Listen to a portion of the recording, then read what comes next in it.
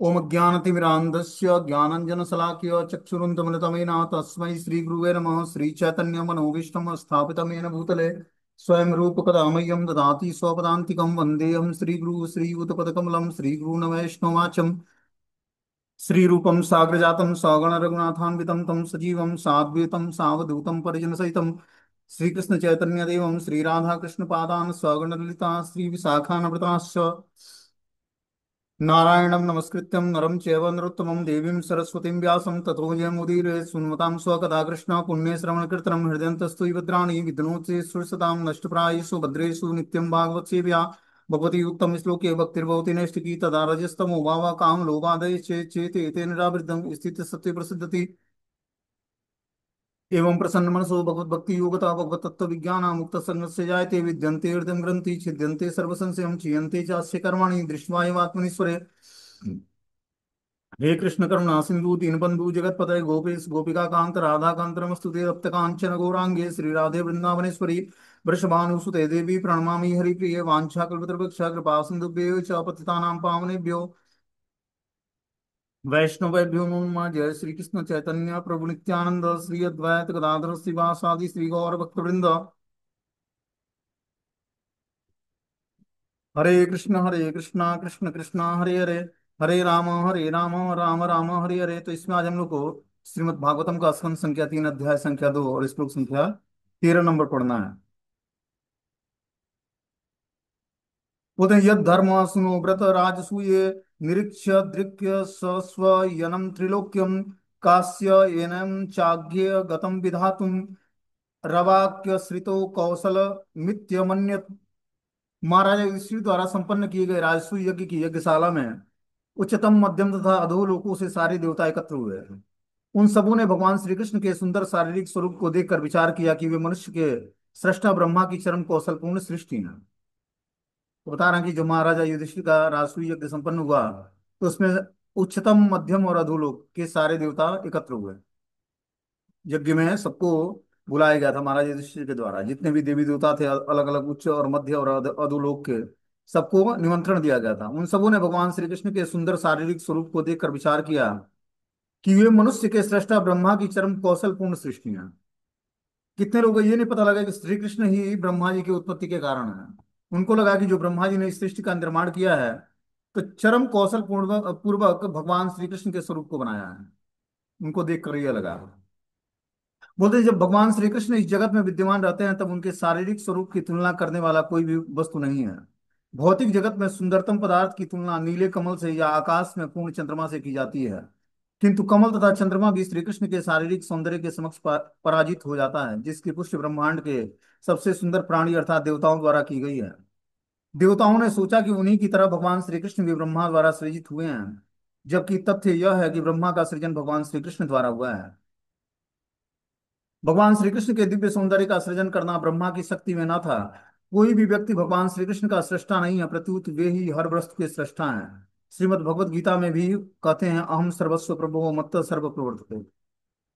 तो बता रहे हैं यहाँ पर कि जब भगवान श्री कृष्ण इस जगत में विद्यमान थे तब उनके शारीरिक स्वरूप की तुलना किसी भी वस्तु से नहीं की जा सकती। मतलब भौतिक संसार में किसी भी वस्तु से भगवान के शारीरिक सौंदर्य की तुलना नहीं की जा सकती है। इतना भगवान का सुंदर स्वरूप था। बता रहे हैं भौतिक जगत के सुंदरतम पदार्थ की तुलना नीले कमल से या आकाश में पूर्ण चंद्रमा से की जाती है। जो भौतिक संसार में किसी वस्तु की सुंदरता की तुलना की जाती है तो जो नीला कमल होता है या आकाश में जो पूर्ण चंद्रमा उगता है उससे की जाती है, किंतु कमल तथा चंद्रमा भी श्री कृष्ण के शारीरिक सौंदर्य के समक्ष पराजित हो रहे थे। तो जो भगवान श्री कृष्ण का स्वरूप था वो कमल और चंद्रमा से, जो भौतिक संसार में किसी वस्तु की तुलना, जो बहुत ही सुंदर वस्तु है उसकी तुलना भगवान के भौतिक संसार में किसी वस्तु की सुंदरता की तुलना जो है चंद्रमा से या कमल से की जाती है। लेकिन यहाँ पर देखते हैं कि भगवान श्री कृष्ण का जो सुंदर स्वरूप था वो इनको भी पराजित कर रहा था, जिसकी पुष्टि ब्रह्मांड के सबसे सुंदर प्राणियों अर्थात देवताओं द्वारा की गई है। देवताओं ने सोचा कि उन्हीं की तरह भगवान श्री कृष्ण भी ब्रह्मा द्वारा सृजित है। देवताओं ने भी क्या सोचा कि ब्रह्मा की सृष्टि में ही ये जो है ब्रह्मा की सृष्टि द्वारा सृजित भगवान श्री कृष्ण का भी स्वरूप है।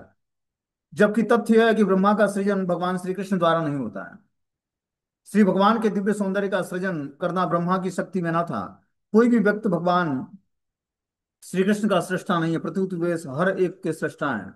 श्रीमद् भगवत गीता में वे कहते हैं, हम सर्वस्व प्रभु मत्त सर्वप्रवर्तते। अब आगे जो है 14वां श्लोक में बताते हैं कि यस्यानुराग लुप्त हासरासम लीलावलोक प्रतिलब्धमाना ब्रज स्त्रियो दिग्भरणु प्रवृत्तम धियो अवतस्तु किलम कृत्य शेषाम। हंसी विनोद तथा देखी देखी देखा देखी की लीलाओं के पश्चात ब्रज की बालाएं भगवान श्री कृष्ण के चले जाने पर व्यथित हो जाती। वे अपनी आंखों से उनका पीछा करती थी, अतः वे हत बुद्धि होकर बैठ जाती और अपने घरेलू कामकाज पूरा न कर पाती। तो भगवान के साथ जो है हंसी और विनोद और देखा देखी की लीलाएं करने के पश्चात जब ब्रजबालाएं भगवान श्री कृष्ण के जब चले जाते हो गौचारण के लिए तो व्यथित हो जाती। बता रहे हैं कि जो है वे अपनी आंखों से उनका पीछा करती, अतः वे हत बुद्धि होकर बैठ जाती। जब भगवान को देख नहीं पाती, जब भगवान वहां से चले जाते तो हार कर बैठ जाती और क्या करती, अपने घरेलू काम काज को पूरा करने में अपने को लगा लेती, लेकिन पूरा नहीं कर पाती। वृंदावन में अपनी बाल्यावस्था में भगवान श्री कृष्ण समवयस्क सारी बालाओं को दिव्य प्रेम बस छेड़छाड़ करते हुए प्रख्यात थे। उनके प्रति भगवान श्री कृष्ण का प्रेम इतना प्रगाढ़ था कि उस आनंद की कोई तुलना नहीं थी। और ब्रज की बालाएं उन पर इतनी अनुरक्त थीं कि ब्रह्मा तथा शिव जैसे महान देवताओं के भी स्नेह के से बढ़कर उनका स्नेह था। तो जो ब्रज की बालाएं थी, जब भगवान बाल्यावस्था में थे, तो जो समवयस्क गोपियां थी, बालाएं थी, वो भगवान के प्रेम बस छेड़छाड़ करने के लिए बहुत ही विख्यात थे। भगवान क्या करते, ब्रज बालाओं के साथ भगवान छेड़छाड़ करते। उनके प्रति भगवान श्री कृष्ण का प्रेम इतना प्रगाढ़ था कि उस आनंद की कोई तुलना ही नहीं है। ब्रज की बालाएं उन पर इतनी अनुरक्त थी कि ब्रह्मा तथा शिव जैसे महान देवता के भी स्नेह से बढ़कर उनका स्नेह था। तो जो ब्रज की बालाएं थी, ब्रह्मा और शिव के प्रेम की तुलना तो की नहीं जा सकती है, क्योंकि ब्रज की बालाएं तो साक्षात भगवान के ही गौलोक से आई हुई थी धरती पर भगवान की लीलाओं में पार्टिसिपेशन करने के लिए। इस तरह बता रहे हैं कि जो है भगवान श्री कृष्ण ने अंत अंत में गोपियों के दिव्य स्नेह के समक्ष अपनी पराजय स्वीकार की और घोषित किया कि वे उनके विशुद्ध स्नेह से कभी भी उऋण नहीं हो सकती हैं। यद्यपि गोपियां भगवान श्री कृष्ण से के तंग करने के व्यवहार पर व्यथित प्रतीत होती थी, किंतु जब श्री कृष्ण उन्हें छोड़कर चले जाते तो वे इस विरह को सह नहीं पाती थी और अपने नेत्रों तथा मन से उनका पीछा करती थी। वे इस स्थिति में इतनी स्तब्ध हो जाती कि वे अपने घरेलू कामकाज पूरा तक नहीं कर पाती थी। युवकों तथा युवतियों के मध्य प्रेम व्यापार में भी भगवान श्री कृष्ण ने आगे न बढ़ सकता। शास्त्रों में कहा गया कि भगवान श्री कृष्ण स्वयं कभी भी वृंदावन की सीमा से बाहर नहीं जाते। वे वहां के निवासियों के दिव्य प्रेम के वशीभूत होकर निरंतर वहां पर रहते हैं। इस तरह यद्यपि आजकल वे दृष्टिगोचर नहीं है, किंतु वे हर क्षण के लिए, एक क्षण के लिए भी वृंदावन से दूर नहीं जाते हैं। तो इस तरह से भगवान श्री कृष्ण क्या करते हैं, विशुद्ध स्नेह के कारण गोपियों के साथ क्या करते हैं, उनको छेड़छाड़ करते हैं और तंग करते हैं। तो गोपियां व्यथित भी होती हैं, लेकिन जब वो भगवान चले जाते हैं तो अपने नेत्रों तथा मन से उनका पीछा करती हैं। और इस स्थिति में वह स्तंभित हो जाती है और घरेलू कामकाज पूरा नहीं कर पाती। बता रहे हैं कि युवतियों तथा युवक तथा युवतियों के मध्य जो प्रेम व्यापार में भी कोई भगवान श्री कृष्ण से आगे बढ़कर न था। शास्त्रों में कहा गया भगवान श्री कृष्ण स्वयं कभी भी वृंदावन की सीमा से बाहर नहीं जाते। वे वहां के निवासियों के दिव्य प्रेम के वशीभूत होकर निरंतर वहां पर वास करते हैं। तो भगवान जो है ब्रज की सीमा को कभी छोड़कर बाहर नहीं जाते हैं, क्योंकि जो है नंद नंदन कृष्ण जो है वो प्रेम के वशीभूत हैं गोपियों के या ब्रजवासियों के, इसलिए क्या करते हैं, कभी वो ब्रज छोड़ के नहीं जाते। इस तरह यद्यपि आजकल वे दृष्टिगोचर नहीं है, किंतु वे हर क्षण के लिए भी एक क्षण के लिए भी वृंदावन से दूर नहीं जाते। बोलते हैं स्व शांतम रूपे स्वतरे स्वरूपे रम्भ्यम घमान अनुकंपित आत्मा परावरेशम महदस्य युक्तो हज्यो अपि जातो भगवान यथाग्नि है। आध्यात्मिक तथा भौतिक सृष्टियों के सर्वदयालु नियंता भगवान अजन्मा है, किंतु जब उनके शांत भक्तों तथा भौतिक गुणों वाले व्यक्तियों के बीच संघर्ष होता है तो वे महत तत्व के साथ उसी तरह जन्म लेते हैं जिस तरह अग्नि उत्पन्न होती है। तो बता रहे हैं यहाँ पर कि जो है आध्यात्मिक तथा भौतिक सृष्टियों के सर्वदयालु भगवान अजन्मा है, मतलब वो जन्म नहीं लेते हैं। सृष्टि के पहले भी थे, सृष्टि के बाद भी, और सृष्टि के बीच में भी भगवान उपस्थित रहते हैं। आध्यात्मिक तथा भौतिक सृष्टियों के सर्वदयालु नियंता जो आध्यात्मिक और भौतिक सृष्टि के क्या करते हैं, सबको नियंत्रित करते हैं, ऐसे अजन्मा भगवान। किंतु जब उनके शांत भक्तों तथा भौतिक गुणों वाले व्यक्तियों के बीच संघर्ष होता है, जब भौतिकतावादी व्यक्ति और आध्यात्मिक भक्तों के बीच में जब संघर्ष होता है तो वे महत तत्व के साथ उसी तरह जन्म लेते हैं जिस तरह अग्नि उत्पन्न होती है। क्या करने के लिए, भक्तों का परित्राण करने के लिए और आसुरी शक्तियों का विनाश करने के लिए।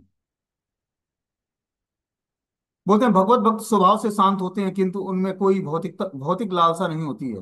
मुक्त आत्मा लालसा रहित होता है, अतः उसे सुख नहीं होता है। जो व्यक्ति कुछ संपत्ति पाना चाहता है, जब वो उसे खो देता है तो वो भी शोक करता है।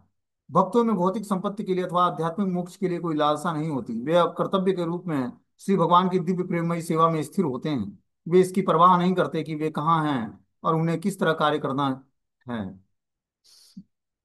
बता रहे हैं कि भगवत भक्त स्वभावतः शांत होता है, क्योंकि उसमें कोई भौतिक लालसा नहीं होती है। जब भौतिक लालसा नहीं होती जीवात्मा के अंदर, तो क्या होता है, धीरे धीरे स्थिर हो जाता है, पीसफुल हो जाता है, शांत हो जाता है। मुक्त आत्माएं जो है लालसा रहित होती हैं। जो मुक्त आत्माएं हैं, मुक्त आत्मा मतलब समस्त पाप कर्मों से छूट जाना और क्या करना, जो चार दोष है उससे मुक्त हो जाना। क्या चार दोष हैं? त्रुटियां करना, धोखा देना, अपूर्ण इंद्रियां और मोहग्रस्त होना। इस चार लक्षणों से जब व्यक्ति छूट जाता है, तो धीरे धीरे मुक्त आत्मा की कैटेगरी में आ जाता है। भगवान से जो भी हम प्रेयर्स करते हो, मुक्त आत्मा जब व्यक्ति बन जाता है, मुक्त जीव बन जाता है, तभी उसके प्रेयर्स सुने जाते हैं। कैसे प्रेयर? जो भगवान की भक्ति के लिए अनुकूल प्रेयर है, जो शुद्ध प्रेयर है, जिससे हम भगवान की सेवा मांगते हैं या दूसरे जीवात्मा के कल्याण के लिए प्रार्थना करते हैं। वो प्रार्थनाएं हमारी तभी सुनी जाती हैं जब हम उस लेवल के होते हैं। छोटी मोटी प्रार्थनाएं भगवान, अब कितने लोग अलग अलग तरीके की प्रार्थना करते हैं, भौतिक इच्छाओं को तृप्त करने के लिए भगवान से प्रार्थना करते हैं। वो प्रार्थनाएं भगवान सुनकर तृप्त कर देते हैं। वो तो भगवान की शक्तियां ही वो प्रदान कर देते हैं, भगवान तक वो प्रार्थना पहुंचती ही नहीं है। क्योंकि बुद्ध जीवात्मा के प्रेयर्स जो हैं भगवान को ऑफरिंग नहीं होते। तो आस पड़ोस की जो भगवान की शक्तियां हैं भक्त के रूप में, या फिर अलग अलग शक्तियां भगवान की, वही वो सारी इच्छाएं को तृप्त कर देती हैं। वो प्रेयर्स भगवान तक जाता ही नहीं। क्योंकि भगवान जो है बहुत ही विशुद्ध प्लेटफॉर्म पर भक्तों की इच्छाओं को तृप्त करते हैं। जब जीवात्मा भक्ति करके विशुद्ध, मतलब बिल्कुल ही शुद्ध अवस्था को प्राप्त हो जाता है। सर्वधर्मान परित्यज्य मामेकम शरणं व्रज अहं त्वं सर्व पापेभ्यो मोक्षयिष्यामि मा शुचः। जब समस्त धर्मों का परित्याग करके मात्र भगवान श्री कृष्ण की शरण ग्रहण करता है, तब भगवान क्या करते हैं, उस पर कृपा करते हैं। उसके समस्त पापों को नष्ट करके अपना क्या करते हैं, शरण ग्रहण कराते हैं उसको। और इस प्रकार भगवान श्री कृष्ण की शरण ग्रहण करके जीवात्मा धीरे धीरे मुक्त जीवात्मा बन जाता है, समस्त पाप कर्मों से छूट जाता है। उसे शोक नहीं होता। जो व्यक्ति कुछ संपत्ति पाना चाहता है, जब वो उसे खो देता है तो उसे शोक होता है। भक्तों में भौतिक संपत्ति के लिए अथवा आध्यात्मिक मोक्ष के लिए कोई लालसा नहीं होती। वे कर्तव्य के रूप में श्री भगवान की दिव्य प्रेममयी सेवा में स्थिर होते हैं। वे इसकी परवाह नहीं करते कि वे कहाँ हैं और उन्हें किस तरह कार्य करना चाहिए।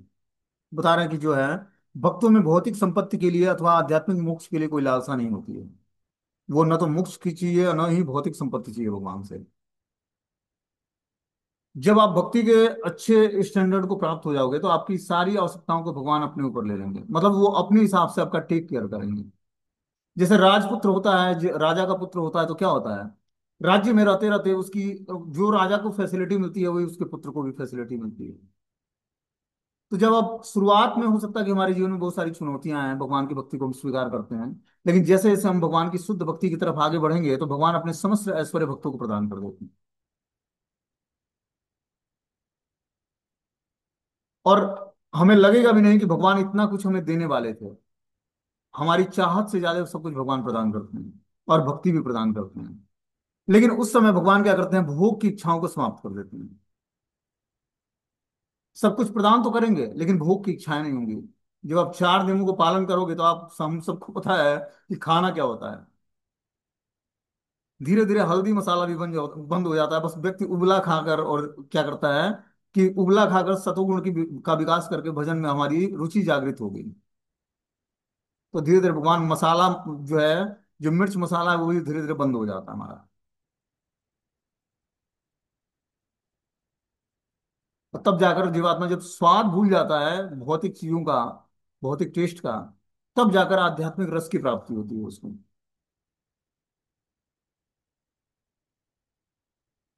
तब ये लगता है कि अब तो बस पेट का जो थैला है उसको भरना है, बस किसी तरह से, कि पेट में भूख ना लगे। तब जीवा का टेस्ट समाप्त हो जाता है।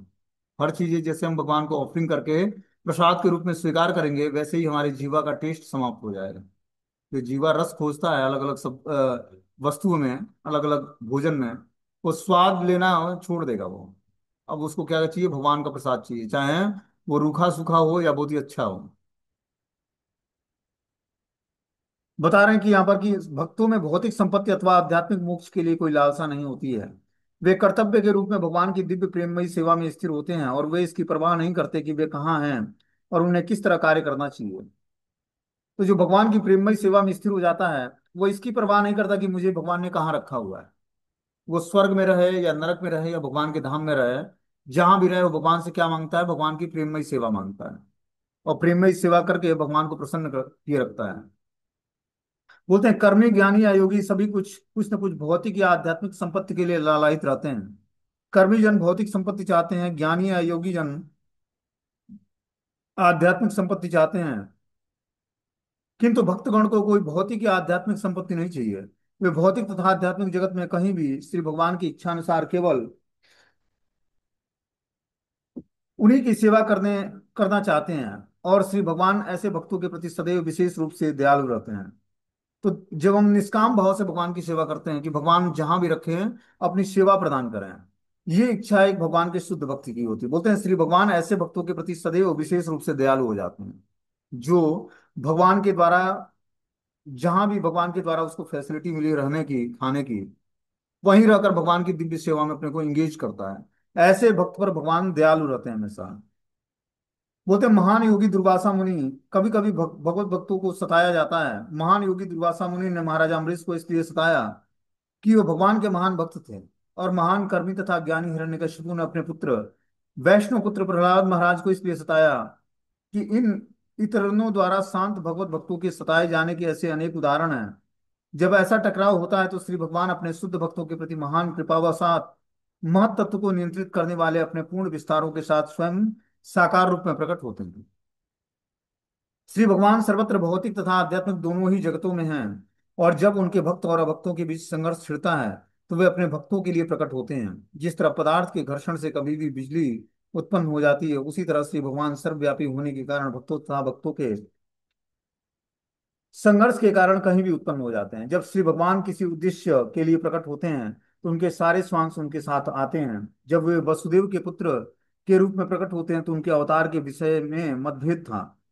कुछ ने कहा कि वे पूर्ण पुरुषोत्तम भगवान हैं, कुछ ने कहा कि वे नारायण के अवतार हैं, दूसरों ने कहा कि वो क्षीरोद साई विष्णु के अवतार हैं, किंतु वास्तव में वे आदि पूर्ण पुरुषोत्तम भगवान हैं, कृष्णस्तु भगवान स्वयं।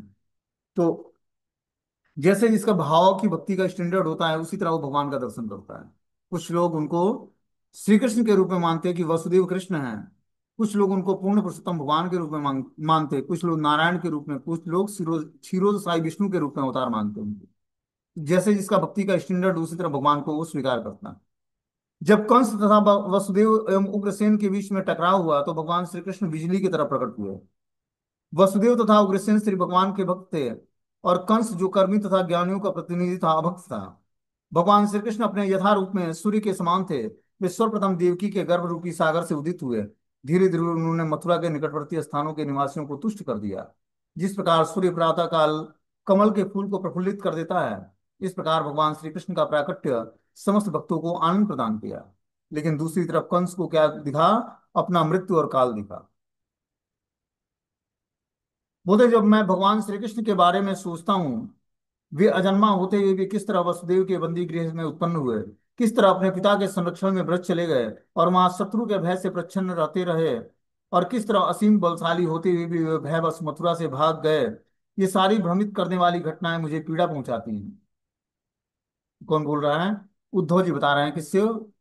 विदुर जी से। कि हे विदुर जी, जब मैं भगवान श्री कृष्ण के बारे में सोचता हूँ कि वे अजन्मा होते हुए भी वसुदेव के बंदी गृह में उत्पन्न हुए, जहां वसुदेव जी बंदी बनाकर रखे गए थे, मतलब कंस के जेल में, किस तरह अपने पिता के संरक्षण से व्रत चले गए और वहां शत्रुओं के भय से प्रच्छन्न रहते हुए किस तरह असीम बलशाली होते हुए भी वे भयवश मथुरा से भाग गए, ये सारी भ्रमित करने वाली घटनाएं मुझे पीड़ा पहुंचाती है जब मैं इसके बारे में सोचता हूँ। उधर चूंकि भगवान श्री कृष्ण आदि पुरुष हैं जिनमें सारी वस्तुएं और सारे जीव उद्भूत होते हैं, अतएव उनके तुल्य तथा उनसे बढ़कर कोई वस्तु नहीं है। श्री भगवान परम पूर्ण है। जब भी वे पुत्र प्रतिद्वंदी या शत्रुवत अपनी दिव्य लीलाएं करते हैं तो वे अपनी भूमिका इतनी पूर्णता से निभाते हैं कि उद्धव जैसे शुद्ध भक्त भी मोहग्रस्त हो जाते हैं। उदाहरणार्थ उद्धव यह भली भांति जानते थे कि भगवान श्री कृष्ण नित्य विद्यमान रहते हैं और वे सदा के लिए कभी न तो मर सकते हैं न विलुप्त हो सकते हैं। फिर भी वे भगवान श्री कृष्ण के लिए शोक कर रहे थे। ये सारी घटनाएं उनके परम यश को पूर्णतया प्रदान करने हेतु मानो पूर्ण व्यवस्थाएं थी। बता रहे हैं कि जब श्री कृष्ण धराधाम छोड़कर चले गए, मतलब अपने गोलोक वृंदावन चले गए, तो उद्धव जी ये जब भली बात जान गए कि भगवान श्री कृष्ण नित्य विद्यमान रहते हैं और वे सदा के लिए कभी न तो मर सकते हैं न विलुप्त हो सकते हैं, फिर भी वे भगवान श्री कृष्ण के लिए शोक कर रहे थे, क्योंकि भगवान श्री कृष्ण अभी इस धराधाम से लुप्त हो गए थे। ये सारी घटनाएं उनके परम यश को पूर्णतया प्रदान करने करने हेतु मानव पूर्ण व्यवस्थाएं थी भगवान के द्वारा। ये सब आनंद के निमित्त था। जब पिता अपने नन्हे बेटे के साथ खेलता है तो जमीन पर लेट जाता है, मानो बेटे द्वारा पराजित हो गया हो। तो यह केवल उसे नन्हे बेटे को आनंद प्रदान करने हेतु होता है और कुछ नहीं। क्योंकि श्री भगवान सर्वशक्तिमान है, अतः वे जन्म जन्म अजन्म शक्ति और पराजय, भय और अभय जैसे विलोमों को समंजित कर सकते हैं। एक शुद्ध भक्त भली बात जानता है कि श्री भगवान के लिए विरोधाभासों को समंजित करना कैसे संभव है, किंतु वह उन अभक्तों के लिए शोक करता है जो श्री भगवान के परम यशों को न जानते हुए उन्हें इसलिए काल्पनिक सोचते हैं, क्योंकि शास्त्रों में ऊपरी तौर पर अनेक विरोधाभास कथन प्रकट होते हैं। तो जो भगवान का शुद्ध भक्त होता है वही भगवान के अवतार को और उनके प्रयोजन को जान पाता है, उनके यश को जान पाता है, उनकी लीलाओं को जान पाता है। लेकिन दूसरी तरफ जो है अभक्त लोग हैं, वो क्या करते हैं? अभक्तों के लिए शोक करते हैं, जो श्री भगवान के परम यशों को न जानते हुए उन्हें इसलिए काल्पनिक सोचते हैं, क्योंकि शास्त्रों में ऊपरी तौर से अनेक विरोधी कथन पाए जाते हैं। शास्त्रों में भी भगवान को लेकर या भगवान की विषयों को लेकर बहुत सारे विरोधाभास पाया जाता है। ठीक है ना? तो उस विरोधाभास को व्यक्ति तभी समझ पाएगा जब शास्त्रों को प्रमाणिक स्रोत से सुनेगा।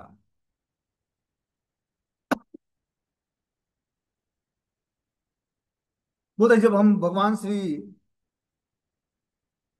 कृष्ण को भगवान के रूप में समझ लेते हैं तो अपूर्णताओं से युक्त अपने समान उन्हें नहीं मानते, तो सब कुछ संभव हो पाता है। विरोधाभास क्या है कि जैसे मान लो कि शास्त्र में भगवान की एक लीलाएं जो होती हैं, जैसे बाल लीलाएं हैं या प्रोगंड लीलाएं हैं, तो एक ब्रजवासियों के जैसे थी, साधारण मनुष्य की तरह थी। तो बहुत ही विरोधाभास लगता है कि भगवान होकर, जैसे ब्रह्मा जी को विरोधाभास क्या हुआ कि भगवान ग्वाल बालों के साथ बैठकर कलेवा कर रहे थे और बछड़े चरा रहे थे। तो ब्रह्मा जी को लगा कि ये कौन से भगवान हो सकते हैं कि ग्वाल बालों के बच्चों के साथ ये बैठकर कलेवा कर रहे हैं, मतलब भोजन कर रहे हैं, और बछड़े चरा रहे हैं। ये कौन से भगवान हो सकते हैं? ये क्या है? विरोधाभास है। साधारण व्यक्ति क्या समझेगा जो भगवान की लीलाओं को समझ नहीं पाया या सुन नहीं पाया, जान नहीं पाया? उसके लिए तो ये विरोधाभास है कि भगवान ऐसे कैसे कर सकते हैं। तो ब्रह्मा जी जो सृष्टि के पहले पुरुष हैं, वो भी इस बात को देखकर क्या हुए? परेशान हो गए, और क्या करते हैं? ग्वाल बाल और बछड़ों को ले जाकर अपने ब्रह्मलोक में छिपा देते हैं। फिर एक साल बाद लौटते हैं तो देखते हैं कि वही ग्वाल बाल और बछड़े जो है इस धरती पर हैं और ब्रह्मलोक में भी हैं। तब कृष्ण की शक्तियों का उनको अनुभूति हुई, और इस प्रकार भगवान के शरणागत होते हैं और माफी मांगते हैं भगवान से। तो ये विरोधाभास शास्त्रों में प्रकट होता है लीलाओं में भगवान के। तो ये व्यक्ति तभी समझ पाएगा जब वो क्या करेगा? प्रमाणिक स्रोत से ज्ञान प्राप्त करेगा।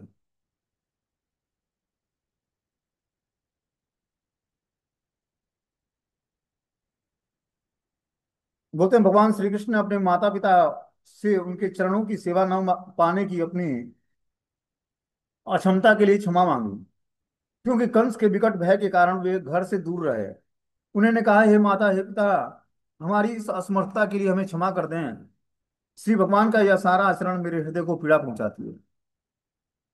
बता रहे हैं उद्धव जी कि श्री कृष्ण भगवान है, वो अपने माता पिता के चरणों की सेवा न कर पाने के कारण अक्षमता के लिए क्षमा मांगते हैं कि मैं अपनी हमारे अंदर ये योग्यता नहीं है कि हम अपने माता पिता की सेवा कर पाए। किस माता पिता की? वसुदेव और देवकी की। क्योंकि कंस के विकट भय के कारण वे घर से दूर थे। भगवान कंस के भय के कारण घर से दूर, मतलब नंद बाबा के वहां थे। इस कारण वो क्या थे? भगवान के अपने माता पिता की सेवा करने के लिए अपने को अक्षम मानते थे, मतलब। और उन्होंने क्षमा मांगी। उन्होंने कहा कि हे माता पिता, हमारी इस असमर्थता के लिए हमें क्षमा कर दें। श्री भगवान का यह सारा आचरण, बता रहे हैं उद्धव जी, की मेरे हृदय को पीड़ा पहुंचाता है। ऐसा लगता है कि भगवान श्री कृष्ण और बलराम दोनों ही कंस के से अत्यधिक भयभीत थे, इसलिए उन्हें अपने आप को छिपा कर रखना पड़ा। किंतु यदि भगवान श्री कृष्ण और बलराम पूर्ण पुरुषोत्तम भगवान हैं, तो ये कैसे संभव हो सकता है कि वे कंस कंस से भयभीत हो सकते हैं? क्या ऐसे कथनों से में कोई विरोधाभास है? वसुदेव भगवान श्री कृष्ण के प्रति प्रगाढ़ प्रेम के कारण उनके संरक्षण प्रदान करना चाहते थे। उन्होंने यह कभी नहीं सोचा कि सिर्फ भगवान श्री कृष्ण परमेश्वर हैं, वे स्वयं अपनी रक्षा कर सकते हैं। किंतु उन्होंने भगवान श्री कृष्ण को अपना पुत्र समझा। तो इस प्रकार वसुदेव जी श्री कृष्ण को क्या करते हैं, संरक्षण प्रदान करने के लिए कहाँ भेजते हैं? नंदगांव में, गोकुल में। उनको ये नहीं पता था कि श्री कृष्ण भगवान है, वो अपनी रक्षा करने के लिए स्वयं सक्षम है। वात्सल्य भाव के कारण वसुदेव ने क्या किया, श्री कृष्ण को ले जाकर नंद बाबा के वहां नंद गोकुल में रखा।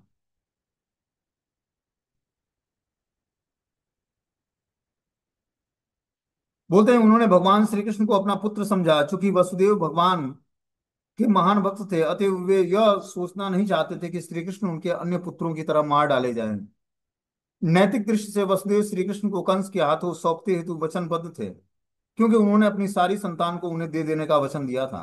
किंतु श्री कृष्ण के प्रति अगाध प्रेम के कारण उन्होंने अपना वचन तोड़ा, और वसुदेव की इस दिव्य मनोवृत्ति पर भगवान अत्यधिक प्रसन्न हुए। तो भगवान के लिए अगर जो हम कोई अपना वचन भी तोड़ देते हैं, तो भगवान उससे प्रसन्न हो जाते हैं। यहाँ देखते हैं कि वसुदेव जी श्री कंस को वचन देते हैं कि मैं अपने सारे पुत्रों को ले आकर तुम्हें सौंप दूंगा।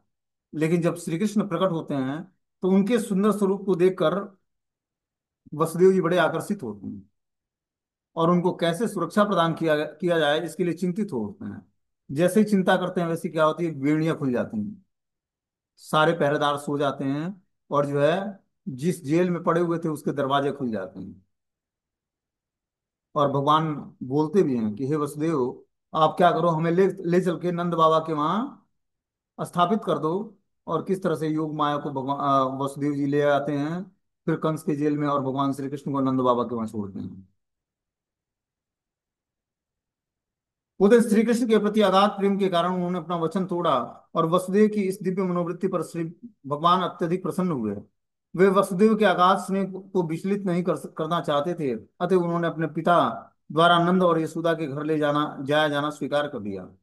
फिर वसुदेव के प्रगाढ़ प्रेम की परीक्षा करने हेतु जब उनके पिता नदी पार कर रहे थे, तब भगवान श्री कृष्ण यमुना के जल में गिर पड़े थे। तब वसुदेव अपने पुत्र को उफनती नदी के बीच में फिर से पा लेने के प्रयास में बावले हो गए। ये सब भगवान श्री कृष्ण की महिमा मंडित लीलाएं हैं, और ऐसे प्रदर्शन में कोई विरोधाभास नहीं है। क्योंकि श्री कृष्ण परम भगवान है, अतः वे कंस से कभी भी भयभीत नहीं थे। किंतु अपने पिता को प्रसन्न करने हेतु उन्होंने ऐसा करना स्वीकार किया। उनके परम चरित्र का सबसे यशस्वी अंश यह था कि उन्होंने अपने माता पिता से इसके लिए क्षमा मांगी थी।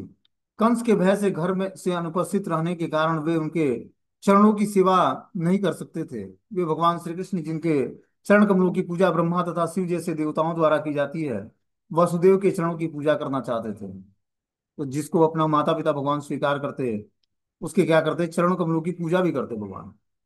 ऐसे जैसे भौतिक संसार में कोई व्यक्ति माता पिता स्वीकार करता है और उसको रिस्पेक्ट प्रदान करता है, उनको उनकी सेवा करता है, उसी तरह भगवान जब पुरुष अवतार में आते हैं, पुरुष अवतार लेकर, तो क्या करते हैं, एज इसी उसी तरह के लक्षण प्रकट करते हैं, जिससे जीवात्मा ये सीख पाए भगवान से कि कैसे माता पिता की सेवा करना है, कैसे भाइयों के साथ व्यवहार करना है, कैसे गुरुजनों के साथ व्यवहार करना है। अप्रत्यक्ष रूप से भगवान श्री कृष्ण उस नास्तिकों को शिक्षा देना चाहते थे जो ईश्वर के परम कृतित्व को स्वीकार नहीं करते। वे इस कार्य से यह सीख सकते हैं कि परम पिता का कितना अधिक सम्मान किया जाना चाहिए। उद्धव भगवान श्री कृष्ण के ऐसे यशस्वी आचरण पर आश्चर्यचकित थे। वे अत्यंत खिन्न थे कि वे उनके साथ क्यों नहीं पूछ कर रहे कर सके। तो बता रहे हैं कि उद्धव भगवान श्री कृष्ण के यशस्वी आचरण पर आश्चर्यचकित थे। भगवान का जो आचरण था वो बहुत ही यशस्वी था। यशस्वी मतलब गुणगान करने योग्य था। वे अत्यंत खिन्न थे कि वे उनके साथ क्यों नहीं पूछ कर पाए। जब भगवान इस धराधाम को छोड़कर जाने लगे, तो उद्धव जी को बोला कि आप क्या करो, बद्रिकाश्रम में जाकर हमारे द्वारा दी हुई जो दिव्य लीलाएं हैं उसका गान करो आप।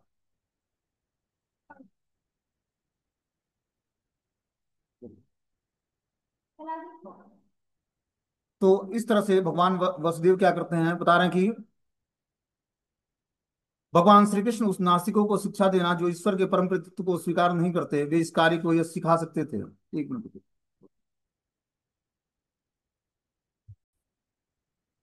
कह रहे हैं, भला ऐसा कौन होगा जो उनके चरण कमलों की धूलि को एक बार भी सूंघकर उन्हें कभी भूल सके। भगवान श्री कृष्ण ने अपने भुवों की पत्तियों को विस्तृण करके उन लोगों पर मृत्यु जैसा प्रहार किया जो पृथ्वी पर भार बने हुए थे।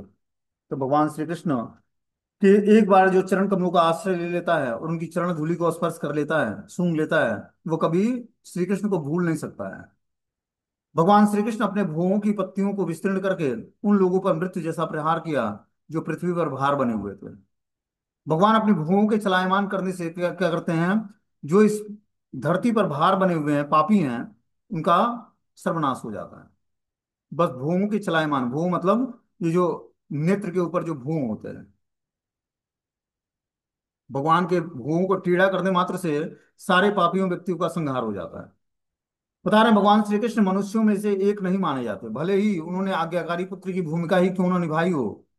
उनके कार्य इतने असामान्य थे कि वे केवल अपनी भुवों को उठाकर उन लोगों पर मारक प्रहार कर सकते थे और पृथ्वी पर भार बने हुए सारे आसुरी शक्तियों का विनाश कर सकते थे। भगवान इतने कैपेबल थे कि अपने भुवों के घुमाने मात्र से सारे लोगों को मृत्यु के घाट उतार सकते थे और पृथ्वी पर जितने भी पापी व्यक्ति थे सबका विनाश कर सकते थे। आप स्वयं देख सकते हैं, देख चुके हैं कि चेदी के राजा शिशुपाल ने किस तरह योगाभ्यास में सफलता प्राप्त की थी। यद्यप वो भगवान श्री कृष्ण से ईर्ष्या करता था, वास्तविक योगी भी अपने विविध अभ्यासों द्वारा ऐसी सफलता की सुरुचि पूर्वक कामना करते हैं। भला उनके विक्षोभ को कौन सा सकता है। बता रहे हैं यहाँ पर कि जो है, जो चेदी राज था शिशुपाल, वो किस तरह योगाभ्यास में सफलता प्राप्त किया था। यदि वो भगवान श्री कृष्ण से ईर्ष्या करता था, वास्तविक योगी भी अपने विविध अभ्यासों द्वारा ऐसी सफलता की सुरुचि पूर्वक कामना करते हैं। जो वास्तविक योगी होते हैं वो भी अपने विविध अभ्यासों द्वारा क्या करते हैं, योग में सफलता प्राप्त करने के लिए रुचि जागृत करते हैं। भला उनके विक्षोभ को कौन सा सकता है। भगवान श्री कृष्ण की आयतकी की कृपा का प्राकट्य महाराजा युधिष्ठिर की विराट सभा में हुआ। वे अपने शत्रु चेदी के राजा पर भी कृपालु थे। वे सदैव भगवान श्री कृष्ण का ईर्ष्यालु प्रतिद्वंदी बनने का प्रयास करता रहा। क्योंकि श्री भगवान का प्रामाणिक प्रतिनिधि बनना संभव नहीं है, अतः चेदी का राजा शिशुपाल भगवान श्री कृष्ण का अत्यधिक द्रोही था। इस बात में वह अन्य असुर यथा कंस तथा जरासंध की तरह था। शिशुपाल ने महाराजा युधिष्ठिर द्वारा संपन्न होने वाले राजसूय यज्ञ में खुली सभा में भगवान श्री कृष्ण का अपमान किया और अंत में वो भगवान श्री कृष्ण द्वारा मार डाला गया। किंतु उन सभा के हर व्यक्ति ने देखा कि चेदी के राजा के शरीर से प्रकाश की एक किरण निकलती है और भगवान श्री कृष्ण के शरीर में विलीन हो जाती है। तो जब शिशुपाल था, वो पूरे जीवन भर क्या किया, जब वो छोटा बच्चा था तभी वो तोतली बोली में गाली दिया करता था कृष्ण को। क्योंकि जब वो प्रकट हुआ तो उसके चार हाथ थे शिशुपाल के चार हाथ थे, चतुर्भुज रूप में प्रकट हुआ। तो आकाशवाणी हुई कि ये बालक जिसके हाथ में जाएगा और इसका दो हाथ गायब हो जाएगा, वही इसका वध करेगा।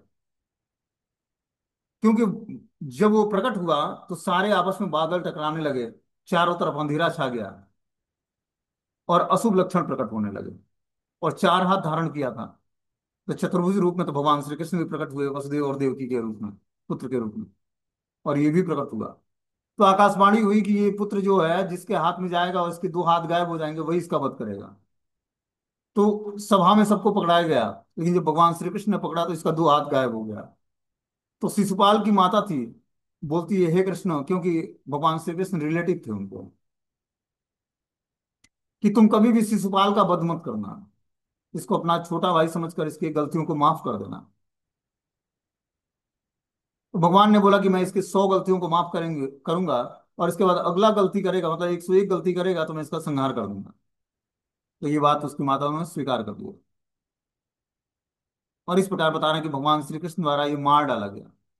क्या हुआ उस सभा में, हर व्यक्ति देखते हैं कि जो ये चेदी का राजा था शिशुपाल, इसका प्राण निकलता है, आत्मा निकलती है और भगवान के शरीर में लीन हो जाती है।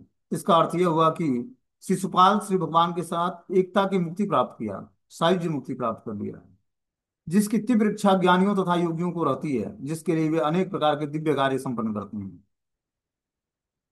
यह तथ्य है कि जो लोग मानसिक चिंतन या योग शक्तियों के निजी प्रयासों द्वारा परम सत्य को समझने का प्रयास कर रहे हैं, उन्हें वही लक्ष्य प्राप्त होता है और उन लोगों को प्राप्त होते हैं जिसका वध स्वयं श्री भगवान द्वारा किया जाता है। दोनों ही को श्री भगवान के दिव्य शरीर की ब्रह्म ज्योति की किरणों में तदात्म होने की मुक्ति प्राप्त होती है।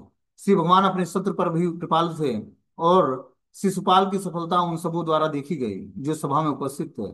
विदुर भी वहां उपस्थित थे इस घटना को, इसलिए उद्धव ने इस घटना का स्मरण कराया। तो भगवान असुरों का भी वध करके अपनी सायुज्य मुक्ति प्रदान करते हैं। मुक्ति भी 5 प्रकार की होती है: सायुज्य, सारूप्य, सालोक्य, श्राष्टी और सामीप्य। जिसमें सायुज्य मुक्ति भगवान असुरों को देते हैं। तो इस तरह से जो है शिशुपाल को सायुज्य मुक्ति भगवान के शरीर में विलीन हो जाता है।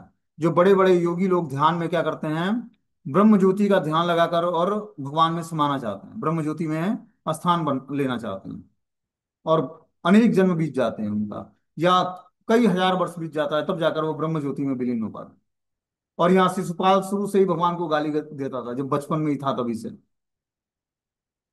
और प्राण छोड़ते ही, भगवान के द्वारा वध करते ही उसकी आत्मा भगवान के शरीर में विलीन हो जाती है।